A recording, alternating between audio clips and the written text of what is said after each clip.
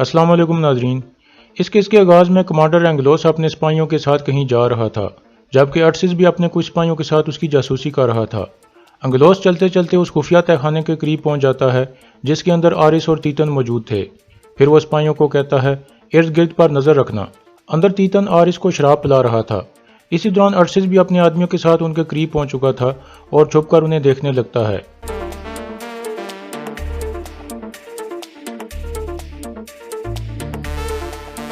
फिर वह अपने साथी से कहता है, यह लाजमी इन काफरों की कोई खुफिया जगह है, हम यहाँ रात गुजारेंगे और पता लगाएंगे कि यहाँ क्या हो रहा है। इसी दौरान कमांडर एंगलोस अंदर पहुंच जाता है। आरिस कहता है, कमांडर एंगलोस, मुझे उम्मीद है कि अर्तुल ने तुम्हें अच्छी तरह से खुश आमदीद किया होगा। एंगलोस कहता है, उसने तो मुझे अपने लफ्जों से कुचल दिया, मैं अमन की बात कर रहा था और वह जंग और खून की। आरिस कहता है, तो तुम्हारा क्या ख्याल है, वो आसानी से किला तुम्हारे हवाले कर देगा।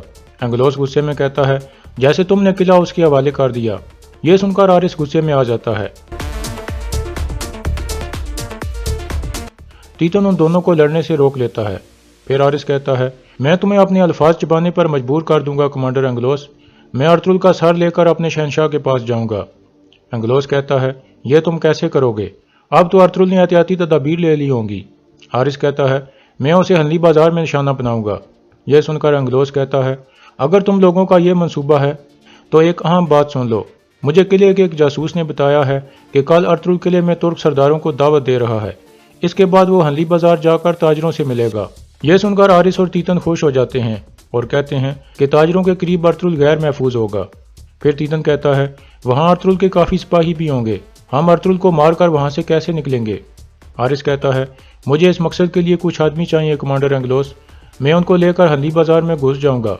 इसी दौरान तीतन और तुम बिलाजिक से नए सिपाही लेकर आओगे और हनली बाजार के करीब मेरा इंतजार करोगे। मैं अर्तुल को मारने के बाद हनली बाजार में आग लगा दूंगा। धुआं देखकर तुम लोग समझ जाना कि मैंने अर्तुल को मार दिया है और फिर अपने सिपाही लेकर वहां आ जाना और मुझे वहां से निकालने में मदद करना। इस बात पर एंगलोस और तीतन रजामंद हो जाते हैं। दूसरी तरफ कारा जैसर किले में अर्तुल बाहर बाजार में घूम रहा था और ताजरों से बातचीत कर रहा था।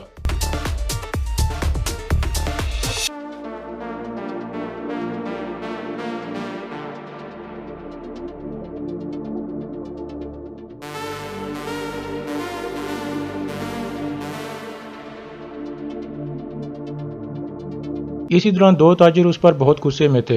एक कहता है, ये हमारे पास आखिरी मौका है, या तो हम इसे अभी मार दें या फिर कभी नहीं मार सकेंगे। दूसरा कहता है, हाँ, या तो हम इज्जत से मार जाएंगे या फिर हमें इस घटिया तुर्क की गुलामी करनी पड़ेगी। इसी दौरान गुंदुज को कोई चीज़ पसंद आ जाती है जो वो अपनी वालदा और अपनी दादी अम्मा के लिए खरीदना चाहता था। वो दुकान पर जाकर उसकी कीमत पूछने लगता है। इतने में अर्तुल भी वहाँ आ जाता है और उस ताजिर से पूछता है, इसकी क्या कीमत है। पहले वो ताजिर कीमत लेने से इनकार कर देता है। फिर अर्तुल के इसरार करने पर वो कहता है, मैं इनके बदले 3 सोने के सिक्के लूंगा अर्तुल साहब। अर्तुल सिक्के निकालने लगता है तो वो आदमी हमला कर देता है।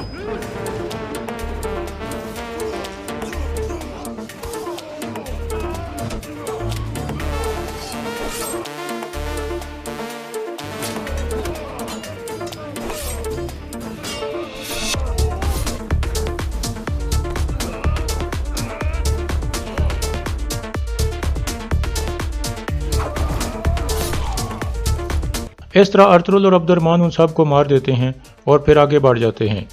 इसके बाद रात का वक्त हो जाता है। जावदार कबीले में तुर्गत के पास बहादुर के कबीले के कुछ जिरगे के आदमी बैठे हुए थे। तुर्गत कहता है, बहादुर साहब ने अपनी हद अबूर की थी। मैंने और अर्तुल साहब ने मामला ठीक करने की कोशिश की थी, लेकिन बहादुर साहब बाज नहीं आए, इसलिए वो अपने अंजाम को पहुंच गए हैं। जिरगे के आदमी कहते हैं, बहादुर साहब ने अच्छा नहीं किया, हम तो सिर्फ कबीलों को मुतहद करना चाहते थे। फिर असलान कहती है, तुर्गत साहब अर्तुल साहब के हुक्म पर जावेदार कबीले के सरदार बन गए हैं। अब अगर आप इस कबीले में रहना चाहते हैं तो आपको इनकी अतात कबूल करनी होगी। यह सुनकर वो तीनों बारी बारी तुर्गत का हाथ चूम कर अतात कर लेते हैं।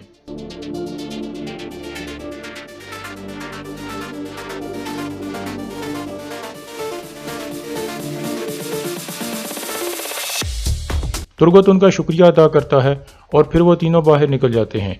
फिर तुर्गत अपने खास सिपाही को भी बाहर भेज देता है और फिर गुस्से में असलान को कहता है, सरदार कौन है असलान? असलान कहती है, आप हो तुर्गत। तुर्गत कहता है, तो आज के बाद मेरी बात के दरमियान मत बोलना और आज के बाद तुम कबीले के मामलात में हिस्सा नहीं लोगी, तुम सिर्फ कालीनों के मामलात देखोगी। کیا سمجھ گئی تم؟ پھر ترگت اپنا ہاتھ آگے کرتا ہے۔ اسلان 3 بار اس کا ہاتھ چومتی ہے اور 3 بار کہتی ہے آپ میرے شوہر ہیں۔ پھر ترگت مسکراتے ہوئے کھڑا ہوتا ہے اور 3 بار اسلان کے ماتھے پر بوسہ دے کر کہتا ہے آپ میرا پیار ہو، آپ میری عزت ہو اور آپ میرا فخر ہو۔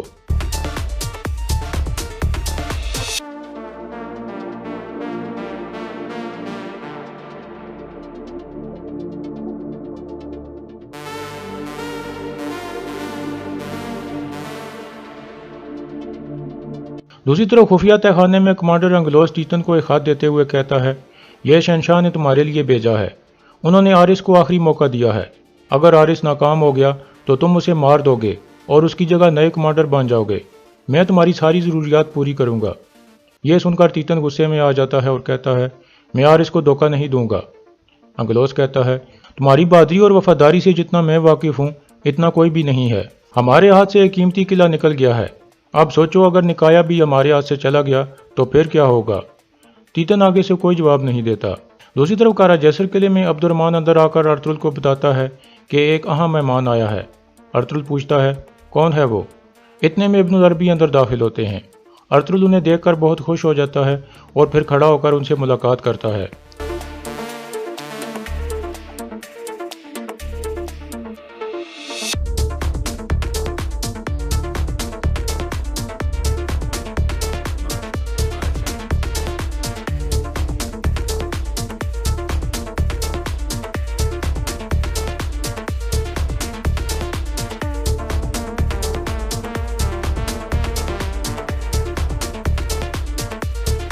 پھر ارطغرل کہتا ہے ہم نے آپ کو اور آپ کے اہم الفاظ کو بہت یاد کیا ہے۔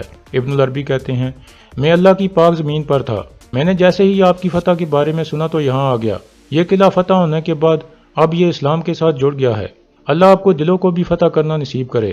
ارطغرل کہتا ہے آمین۔ دوسری طرف حلیمہ سلطان اور افسہ ماریہ کے پاس بیٹھی ہوئی تھیں۔ حلیمہ کہتی ہے آپ بہت باصلاحیت اور محنتی لڑکی ہو، ہمیں آپ بہت اچھی لگی ہو، اب ارطغرل صاحب چاہتے ہیں کہ آپ بھی ان کی طرح اپنا خاندان شروع کرو۔ ماریہ پوچھتی ہے کیا وہ چاہتے ہیں کہ میں شادی کر لوں؟ حلیمہ کہتی ہے ہاں، انہوں نے تمہارے لیے ایک رشتہ بھی ڈھونڈ لیا ہے۔ ماریہ کہتی ہے لیکن میں تو عیسائی ہوں، میں کیسے آپ کے ساتھ رہوں گی؟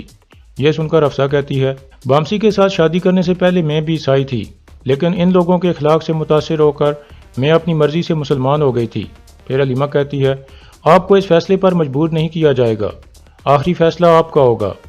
ارطغرل صاحب نے آپ کے لیے جو رشتہ ڈھونڈا ہے وہ ارطغرل صاحب ہیں۔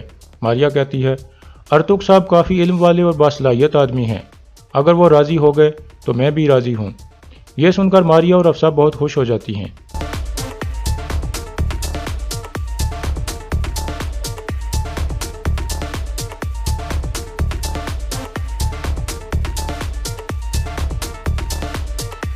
دوسری طرف خفیہ تہہ خانے میں انگلوس کہتا ہے اگر آرس کامیاب ہو گیا تو ہم دونوں اس کے ساتھ کھڑے ہوں گے، لیکن اگر وہ ناکام ہو گیا تو پھر تمہیں اپنی ذمہ داری پوری کرنی ہوگی۔ اتنے میں آرس بھی وہاں آ جاتا ہے اور کہتا ہے میں باہر سب سپاہیوں سے بات کر کے آیا ہوں، وہ سب ہنلی بازار پر حملہ کرنے کے لیے بے چین ہیں اور اپنے بھائیوں کا انتقام لینا چاہتے ہیں۔ دوسری طرف حلیمہ ارطغرل کو بتاتی ہے کہ ماریہ ارطغرل صاحب سے شادی کے لیے مان گئی ہے۔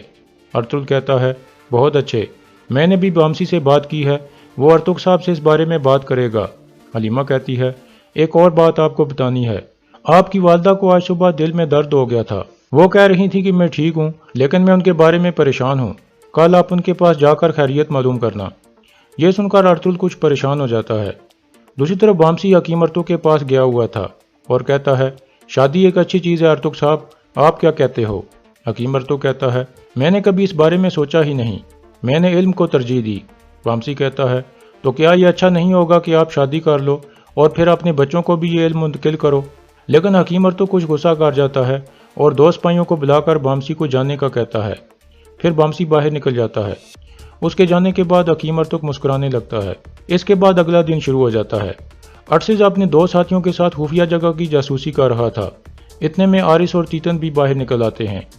آرس سب سپاہیوں سے مخاطب ہو کر کہتا ہے جو ہنلی بازار کی جنگ میں مرنا چاہتے ہیں وہ ایک قدم آگے آ جائیں۔ یہ سن کر سب سپاہی ایک ایک قدم آگے آ جاتے ہیں۔ آرس کہتا ہے جب تک میرے ساتھ آپ جیسے بہادر آدمی ہیں ارطغرل کو مارنا اور ترکوں کو یہاں سے بھگانا بہت آسان ہوگا۔ کل ارطغرل تاجروں سے ملنے کے لیے ہنلی بازار جائے گا۔ آج رات کو تم میں سے 4 آدمی تاجروں کے روپ میں ہنلی بازار جائیں گے۔ آپ رات وہیں گزارنا اور اپنی تلواریں میزوں کے نیچے چھپا دینا۔ میں اور باقی سپاہی وہاں تب آئیں گے جب ارطغرل وہاں پہنچ جائے گا۔ یہ سن کر رٹسس اپنے ساتھی کو کہتا ہے، یہ لوگ ارطغرل صاحب کے لیے جال بچھانے والے ہیں۔ پھر حارث اپنے سپاہیوں کو کہتا ہے، آخر کار ہم ارطغرل سے اپنے بہت سے بہادر جنگجوؤں کا بدلہ لے لیں گے۔ اور یہاں اس قسط کا اختتام ہو جاتا ہے۔